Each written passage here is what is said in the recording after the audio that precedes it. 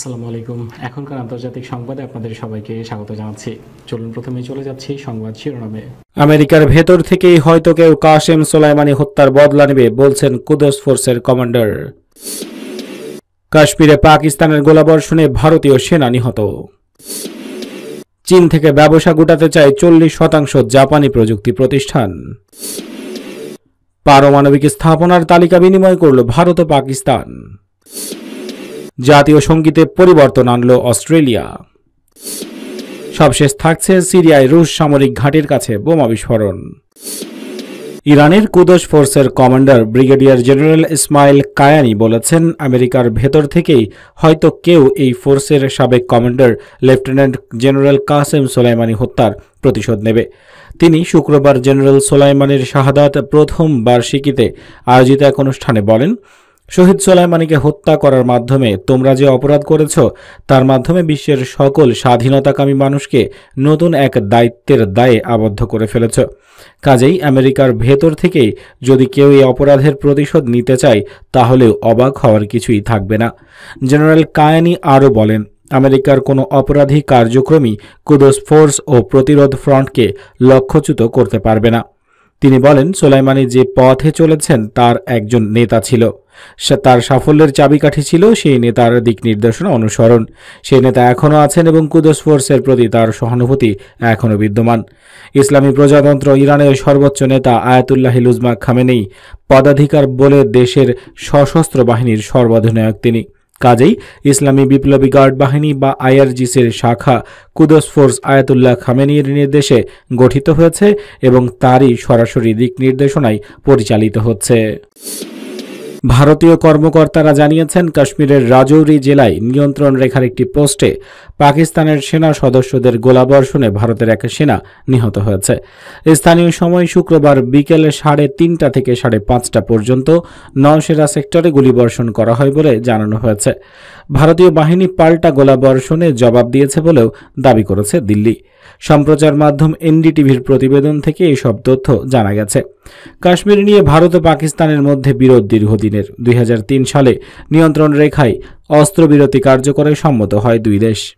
আনুষ্ঠানিকভাবে তা বহাল থাকলেও প্রায়ই লঙ্ঘনের পাল্টাপাল্টি অভিযোগ ওঠে।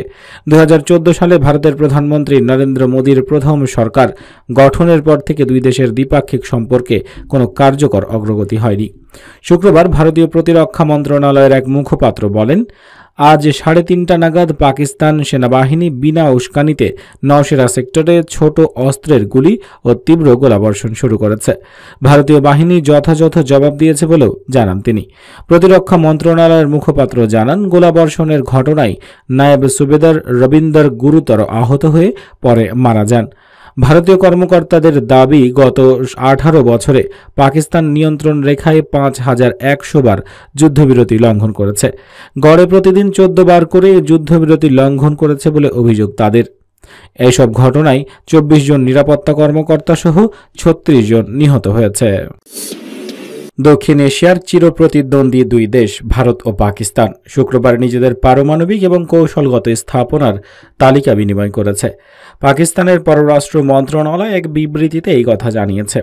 পাকিস্তানের সংবাদ মাধ্যম ডনের প্রতিবেদনে এই কথা জানানো হয়।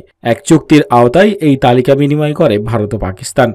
সেই চুক্তির অন্যতম শর্ত হল, যুদ্ধে জড়ালেও দুই দেশ পরস্পরের পারমাণবিক স্থাপনায় আঘাত হানবে না। 1988 সালের ডিসেম্বরে দুই প্রতিদ্বন্দ্বী দেশের মধ্যে ওই চুক্তি হয়। এরপর দুই দেশের মধ্যে বছরের প্রথম দিনেই ওই তালিকা হস্তান্তর শুরু হয় 1992 সালে। তালিকা হস্তান্তর প্রক্রিয়ার অংশ হিসেবে পাকিস্তানের পররাষ্ট্র দপ্তর তাদের পারমাণবিক স্থাপনার তালিকা ভারতীয় হাইকমিশনকে দিয়ে থাকে। একইভাবে ভারতের পররাষ্ট্র দপ্তর তাদের তালিকা পাকিস্তানের হাইকমিশনকে জমা দেয়।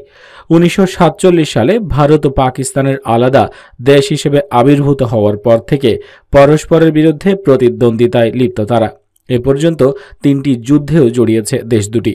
এছাড়াও কাশ্মীর ইস্যু নিয়ে তাদের মধ্যে বিভিন্ন সময় গোলযোগ লেগেই থাকে। কাশ্মীরে একে অন্যের সাথে যুদ্ধবিরতি লঙ্ঘনের তালিকা অনেক লম্বাই রয়েছে তাদের হিস্ট্রিতে। সিরিয়ার উত্তরাঞ্চলে রাক্কা প্রদেশে রাশিয়ার একটি সামরিক ঘাঁটির কাছে বোমা বিস্ফোরণ ঘটেছে। সিরিয়া থেকে বিভিন্ন সূত্র জানিয়েছে শুক্রবার সকালে রাক্কা প্রদেশের তাল আল সমান এলাকায় রুশ সামরিক ঘাঁটির প্রবেশপথে একটি গাড়িতে বিস্ফোরণ ঘটেছে। গাড়িটিতে আগে থেকেই বোমা পেতে রেখেছিল সন্ত্রাসীরা। সন্ত্রাসী গোষ্ঠী হারাস আদ-দিন বিস্ফোরণের দায় স্বীকার করেছে। বিস্ফোরণে ক্ষয়ক্ষতি সম্পর্কে এখনও পর্যন্ত কোনো তথ্য জানা যায়নি। গত কয়েকদিনে সিরিয়ায় আরও কয়েকটি সন্ত্রাসী হামলা হয়েছে। বৃহস্পতিবার রাতে সিরিয়ার পশ্চিমে হামা প্রদেশের বিভিন্ন আবাসিক এলাকায় হামলা চালিয়েছে। বুধবার দেশের পূর্বাঞ্চলে দেহির আজজোর প্রদেশে একটি বাস লক্ষ্য করে হামলা চালায় সন্ত্রাসীরা। এর ফলে বাসে আগুন ধরে যায় এবং কয়েক ডজন মানুষ হতাহত হয়। গত কয়েক মাসে সিরীয় সেনাবাহিনীর কাছে একের পর এক পরাজয়ের পর সন্ত্রাসী গোষ্ঠীগুলি এখন সেদেশের আবাসিক এলাকাগুলিতে নিরীহ মানুষদের উপর বোমা, রকেট ও মর্টার হামলা শুরু করেছে। জাপানের 40% প্রযুক্তি প্রতিষ্ঠান চীন থেকে তাদের ব্যবসা গুটিয়ে নিচ্ছে, কিংবা নেওয়ার প্রক্রিয়া শুরু করেছে অথবা নেয়ার কথা ভাবছে। গত মঙ্গলবার টোকিও ভিত্তিক বার্তা সংস্থা কিয়াডো নিউজের এক জরিপে এই তথ্য পাওয়া গেছে। কিয়াডো কর্তৃপক্ষ জরিপের জন্য জাপানের প্রায় 150টি প্রধান ব্যবসা প্রতিষ্ঠানের সঙ্গে যোগাযোগ করেছে। এর মধ্যে 96টি প্রতিষ্ঠান সাড়া দিয়েছে। জরিপের ফলাফলে দেখা যায় অংশগ্রহণকারীদের মধ্যে 42টি প্রতিষ্ঠান তাদের সরবরাহ ব্যবস্থা চীন থেকে দক্ষিণ বা দক্ষিণ পূর্ব এশিয়ায় সরিয়ে নিতে চায়। অবশ্য জাপান সরকার প্রতিষ্ঠানগুলোকে নিজেদের দেশেই উৎপাদন কেন্দ্র ফিরিয়ে আনার অনুরোধ জানিয়েছে। তবে মাত্র 8টি প্রতিষ্ঠান সরকারের এই আহ্বানের বিষয়ে ইতিবাচক চিন্তা করছে। প্রায় 60% প্রতিষ্ঠান জানিয়েছে তারা অভ্যন্তরীণ প্রশিক্ষণ চালাচ্ছে বা নিজেদের গুরুত্বপূর্ণ প্রযুক্তিগুলো চিহ্নিত করেছে। 27% বা 26টি প্রতিষ্ঠান বলেছে তারা প্রযুক্তিগত তথ্য ফাঁস হওয়া ঠেকাতে অংশীদারদের সঙ্গে যৌথ গবেষণা নিষিদ্ধ করেছে। 6টি প্রতিষ্ঠান বলেছে তারা এসব বিষয়ে এখনও কোনো পদক্ষেপ নেয়নি। মাত্র একটি প্রতিষ্ঠান অন্যদের সঙ্গে যৌথ গবেষণা করছে। জরিপের উল্লেখযোগ্য আরেকটি বিষয় হচ্ছে অংশগ্রহণকারীদের মধ্যে 59% অর্থাৎ 57টি প্রতিষ্ঠানই তাদের পণ্য উৎপাদনে কোন ধরনের জোরপূর্বক শ্রম ব্যবহার করছে না। এটা নিশ্চিত করতে বিশেষ ব্যবস্থাও নিয়েছে তারা। জাতীয় সঙ্গীতে সংশোধন এনেছে অস্ট্রেলিয়া। গত বৃহস্পতিবার দেশটির প্রধানমন্ত্রী স্কট মরিসন জাতীয় সঙ্গীতের পরিবর্তনের ঘোষণা দিয়েছেন। দেশটির আদিবাসী মানুষকে আরও ভালো করে স্বীকৃতি এবং তাদের দীর্ঘ ইতিহাসের প্রতি সম্মান জানাতে জাতীয় সঙ্গীতের একটি লাইন পরিবর্তন আনা হয়েছে। বছরের প্রথম দিন থেকে এই সঙ্গীত কার্যকর হয়েছে। পরিবর্তিত কথা অনুসারে অস্ট্রেলিয়াকে তরুণ ও মুক্ত উল্লেখ করা হবে না, বরং থাকবে আমরা এক এবং মুক্ত, যা দেশটির দীর্ঘ দেশীয় ইতিহাসের প্রতিফলন ঘটাবে। স্কট মরিসন জানান জাতীয় সঙ্গীতের একটি লাইনের পরিবর্তন হয়েছে। তার দাবি জাতীয় ঐক্যের জন্য এই সংস্কার। গানের for we are young and free শব্দগুচ্ছের পরিবর্তে এখন থেকে গাওয়া হবে for we are one and free. 140 বছরের পুরনো জাতীয় সঙ্গীতে সর্বশেষ পরিবর্তন করা হয় 1984 সালে। গত বছর নিউ সাউথ ওয়েলস রাজ্যের নেতা গ্লেডি বেরেজিক্লিয়ান এতে নতুন সংস্কার করার প্রস্তাব তোলেন পার্লামেন্টে।